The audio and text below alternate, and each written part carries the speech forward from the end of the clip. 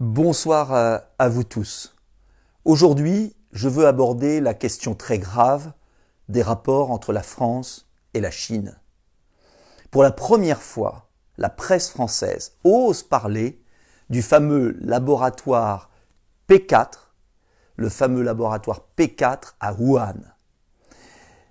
La presse française en parle parce que le secrétaire d'État, le ministre des Affaires étrangères de Donald Trump, Mike Pompeo, a demandé une enquête. Parce que le chef de la diplomatie britannique s'interroge aussi sur la naissance du virus, suite au professeur Montagnier. Même le président de la République française a évoqué le besoin d'en savoir plus. Imaginez ce qu'aurait dit la presse française si nous avions eu la déclaration d'Emmanuel Macron dans le Financial Times ou celle du secrétaire d'État aux Affaires étrangères, Mike Pompeo, américain. Imaginez simplement. Qu'est-ce que le laboratoire P4 ? Le laboratoire P4, c'est un laboratoire de haute sécurité, soi-disant biologique, qui étudie des virus pathogènes, c'est-à-dire qui ne peuvent pas être tués par un vaccin ou un traitement. Et ce laboratoire P4 de Wuhan, en Chine, c'est la France qui l'a vendu. C'est la France qui l'a livré clé en main. Cela veut dire concrètement que c'est la France sous Jacques Chirac, Jean-Pierre Raffarin, qui est à plat ventre devant la Chine, Michel Barnier, qui a transféré la technologie. À l'époque, certains s'y opposaient.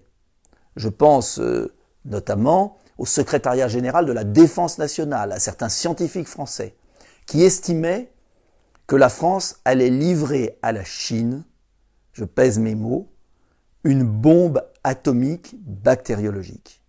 Oui, c'est le terme. Et malheureusement, ceux qui s'en inquiétaient avaient raison. Uniquement par soif de transfert de technologie, la Chine s'est emparée de cette technologie française et après a chassé les Français, qui n'ont même pas réagi. Que s'est-il passé concrètement ? D'abord, les Français ont constaté un manque de transparence sur les laboratoires P3. P3, c'est le niveau en dessous. P4, ça veut dire le plus dangereux possible, où on manipule des virus pathogènes dont on n'a pas les traitements, je le répète. Il n'y a pas eu de vraie relation bilatérale. Et Alain Mérieux, qui présidait le comité conjoint franco-chinois, a démissionné en 2015. 50 chercheurs français qui devaient travailler pendant 5 ans dans ce laboratoire n'y sont jamais allés. Le laboratoire a été construit uniquement par les entreprises chinoises qui se sont accaparées le marché. Et enfin, en janvier 2018, lors de l'ouverture, inaugurée d'ailleurs par le Premier ministre Cazeneuve avant, et puis l'ouverture en janvier 2018, l'ambassade américaine a décelé de graves lacunes de sécurité dans ce laboratoire P4 vendu, je vous le répète, par la France. Même des médias chinois, en février 2020, ont estimé qu'il y avait des choses bizarres qui s'étaient produites et peut-être des animaux de laboratoire qui auraient été vendus sur le marché à côté. En un mot, enfin, on pose des questions à la Chine. Mais ce que vous devez savoir, c'est que l'OMS, Organisation mondiale de la santé, n'a toujours pas été autorisée à mettre le pied en Chine pour vérifier ce qui s'est passé. L'omerta totale des autorités chinoises est extrêmement suspecte. Alors je ne sais pas ce qui s'est passé. Personne ne le sait.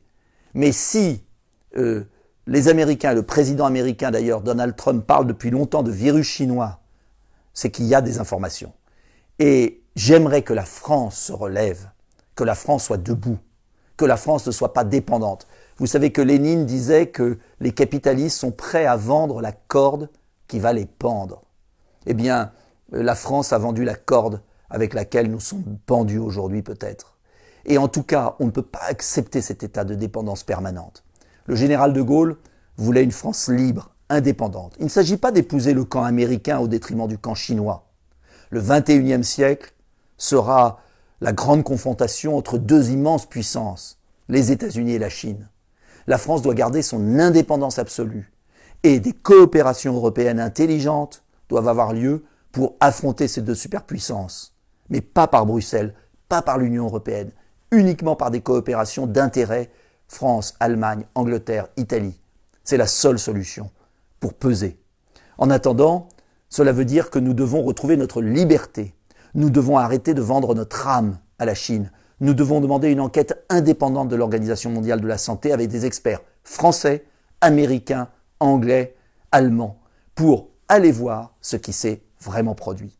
C'est la condition pour vaincre cette terrible épidémie. Nous devons savoir d'où elle vient, comment elle est née. Et la Chine ne peut pas continuer à humilier le monde avec ce virus chinois qu'elle a envoyé à travers le globe. Ce n'est pas possible. Nous devons demander des explications à la Chine. C'est impératif et nous devons en savoir plus. Enfin, j'espère que la vérité apparaîtra et je vous demande de diffuser le plus largement possible cette vidéo. Bonne soirée.